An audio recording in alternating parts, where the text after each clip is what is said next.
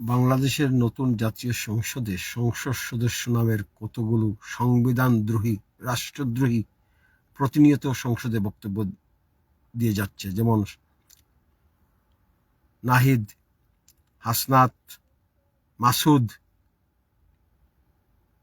এদের মতো সংবিধানদ্রোহী, মুক্তিযুদ্ধের সংবিধান বিরোধী রাষ্ট্রদ্রোহীরা প্রতিনিয়ত সংসদে দাঁড়িয়ে সংসদের বিরুদ্ধে, বাংলাদেশের সংবিধানের বিরুদ্ধে, সংবিধানের সার্বভৌমত্বের বিরুদ্ধে, যে সংবিধান ঘোষণা করছে জনগণ হলো সর্বময় ক্ষমতার মালিক, সার্বভৌম ক্ষমতার মালিক, এবং সংবিধান ঘোষণা করছে Bangladesh is a people's republic. আর যেসব স্বপ্নের উপর ভিত্তি করে আমরা মুক্তিযুদ্ধ করেছিলাম, সেই সব স্বপ্নই আমাদের বাংলাদেশ সংবিধানের বেসিক স্ট্রাকচার। এই রাষ্ট্রদ্রোহীরা প্রকাশ্যে সংসদে দাঁড়িয়ে বাংলাদেশের supreme law of the land, বাংলাদেশের সংবিধানের বিরুদ্ধে কথা বলে যাচ্ছে। আর আমাদের বিএনপি দলের সংসদ সদস্যরা এসব সহ্য করতেছেন। আমরা আর কি দেখব?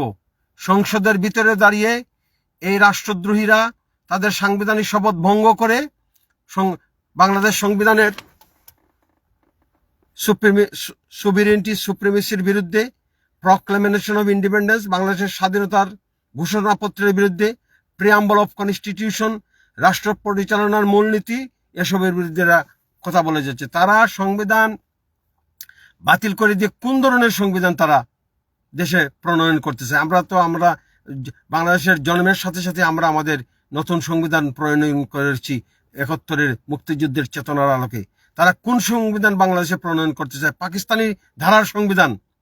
এইসব রাষ্ট্রদ্রোহীদের বিরুদ্ধে বিএনপিকে জাগতে হবে এবং বাংলাদেশের সুপ্রিম কোর্টকেই, বাংলাদেশের উচ্চ আদালতের বাংলাদেশের প্রধান বিচারপতি, তিনি কি এসব দেখতেছেন না?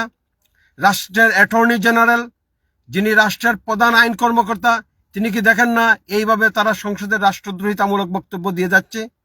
আজ 3 দিন 4 দিন ধরে এই উগ্রবাদী এমপিরা, দেশবিরোধী এমপিরা, পাকিস্তানপন্থী এমপিরা মহান জাতীয় সংসদে দাঁড়িয়ে শহীদদের রক্তে মাখা জমিনে যে সংসদ আমরা বাংলাদেশে প্রতিষ্ঠা করেছিলাম, সেই সংসদে দাঁড়িয়ে এই নব্য রাজাকারের বাচ্চারা সংবিধান বিরোধী বক্তব্য দিচ্ছে। আর আমাদের রাষ্ট্রের প্রধান বিচারপতি, আমাদের রাষ্ট্রের প্রধান আইন কর্মকর্তা, এরা কোথায়? এরা এদের বিরুদ্ধে সুমোটো রুল কেন জারি করতেছেন না? আমাদের প্রধানমন্ত্রী তারেক রহমান, তিনি কি করতেছেন? তারেক রহমানের কনস্টিটিউশনাল ডিউটি হলো এদের বিরুদ্ধে কথা বলা, এদের রুখে দেওয়া। সংসদের ভিতরে 210 জন বিএনপির এমপি আছে, একজনও কেন কথা বলতেছে না এইসব রাজাকারের বাচ্চাদের বিরুদ্ধে, যারা প্রতিনিয়ত আমাদের মুক্তিযুদ্ধের সংবিধানকে সংসদের ভিতরে অপমান করে যাচ্ছে, অবমাননা করে যাচ্ছে? এটা আমরা কোনোভাবেই সহ্য করতে পারতেছি না। আর আমাদের পত্রিকাগুলো, আমাদের মিডিয়াগুলো এইসব সংবিধানদ্রোহী, রাষ্ট্রদ্রোহীদের বক্তব্য এরা প্রচার করতেছে মিডিয়াতে। সংবিধানদ্রোহী কোনো বক্তব্য মিডিয়াতে প্রচার করা সংসদ অধিবেশনের অংশ হতে পারে না, এবং এটা প্রচার হতে পারে না। আমরা চাই বাংলাদেশের উচ্চ আদালত, বাংলাদেশের একজন অ্যাটর্নি জেনারেল আছেন, অ্যাটর্নি জেনারেলের উচিত এটা উচ্চ আদালতের নজরে আনা। এবং উচ্চ আদালত নিজে তো দেখতেছেন তারা সংসদে কি ধরনের বক্তব্য দিচ্ছে, রাষ্ট্রদ্রোহিতামূলক বক্তব্য। এই ধরনের রাষ্ট্রদ্রোহিতামূলক বক্তব্য দিয়ে কেউ নিজেকে সংসদ সদস্য দাবি করতে পারে না। কারণ সংসদ সদস্য হলে সংবিধানের অধীনে থেকে তারা সাংবিধানিক শপথ নিয়েছেন, এবং তারা শপথ নিয়েছেন বাংলাদেশের সংবিধান রক্ষা করবেন। সাংবিধানিক শপথ নিয়ে তারা বলতেছে এই সংবিধান তারা মানে না, এই সংবিধানকে তারা সংশোধনের জন্য আসেনি, এই সংবিধান বাতিলের জন্য তারা গণভোটের আয়োজন করে। কত বড় রাষ্ট্রদ্রোহিতামূলক বক্তব্য এটা! প্রধানমন্ত্রী তারেক রহমান, বিএনপি দলীয় সংসদ সদস্যরা এরা কিভাবে এসব সহ্য করতেছে? আমাদের বীর মুক্তিযোদ্ধা বিএনপির এমপি ফজলুর রহমান সাহেব কোথায়?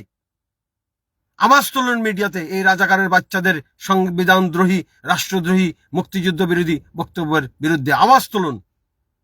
আমরা চাই আজকালকের ভিতরে আমাদের উচ্চ আদালত এইসব রাজাকারের বাচ্চাদের বিরুদ্ধে ব্যবস্থা নেবেন। জয় বাংলা।